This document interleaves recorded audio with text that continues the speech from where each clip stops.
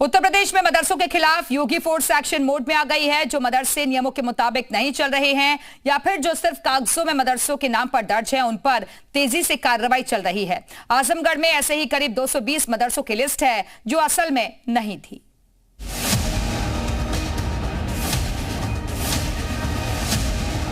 Target किया जाता है मदरसों को से। उत्तर प्रदेश में योगी फोर्स का मदरसों पर हंटर। आजमगढ़ में मदरसा ब्रिगेड में मची हड़कंप। सरकार को दिखाना है कि हम मुसलमानों के खिलाफ हैं। उत्तर प्रदेश में माफिया और अतिक्रमण की कमर तोड़ने के बाद योगी फोर्स ने मदरसों के नाम पर की जाने वाली धांधली पर कार्रवाई का बुलडोजर चलाया है। यहाँ एक दो नहीं बल्कि 220 मदरसा संचालकों पर मुकदमा दर्ज किया गया है, क्योंकि एसआईटी इस मामले की जांच में जुटी है कि पिछली सरकारों में बिना भौतिक सत्यापन के कई मदरसों को मान्यता और अनुदान दिया जा रहा था, जिस पर योगी फोर्स ने अब एक्शन लिया है।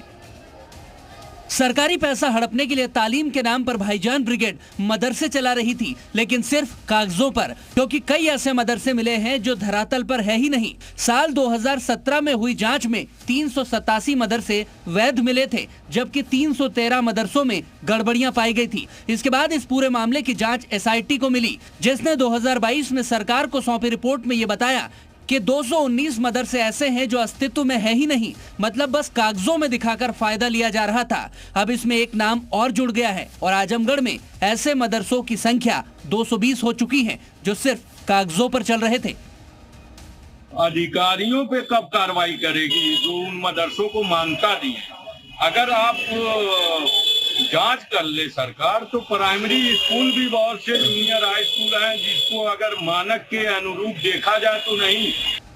योगी फोर्स ढूंढ कर उन मदरसों पर कार्रवाई कर रही है जो मानकों के अनुरूप नहीं है, मतलब जो या तो जमीन पर है ही नहीं या अगर है तो नियमों का पालन नहीं कर रहे हैं। लेकिन भाईजान इस कार्रवाई को मुसलमानों को टारगेट करना बता रहे हैं। सरकार को दिखाना है कि हम मुसलमानों के खिलाफ हैं, इस वजह से ऐसे काम करती रहती है सरकार। ये कोई नई बात नहीं है, ये सरकार करती रहेगी। पिछली सरकारों में मदरसों के नाम पर जो बंदरबाट हुई, उस पर एक्शन लेना मुसलमानों के खिलाफ कैसे हो गया? क्योंकि स्कूल हो या मदरसा, अगर नियमों का पालन नहीं करेगा तो कार्रवाई होनी ही चाहिए। और आजमगढ़ में तो ऐसे एक दो नहीं बल्कि 220 मदरसे मिल चुके हैं। हम सरकारी अनुदानों का दुरुपयोग कतई बर्दाश्त नहीं कर सकते, चाहे वो किसी भी धर्म का आदमी, चाहे वो मदरसे के नाम पे करे, पाठशाला के नाम पर करे, एनजीओ के नाम पे करे, कोई भी का दुरुपयोग बर्दाश्त नहीं कर सकते। लेकिन एक खास संस्थानों को ही टारगेट किया जाए, उससे दिल में तो ये बात कहीं ना कहीं आती है, खटकती है कि ऐसा तो नहीं है पार्शियलिटी बरती जा रही है, भेदभाव किया जा रहा है। भेदभाव, राजनीति या टारगेट करना, आरोप जिसे जो लगाना है वो लगाए, लेकिन योगी फोर्स का मैसेज क्लियर है कि नियमों के खिलाफ होगा तो कार्रवाई जरूर होगी, जैसे आजमगढ़ में लगातार हो रही है।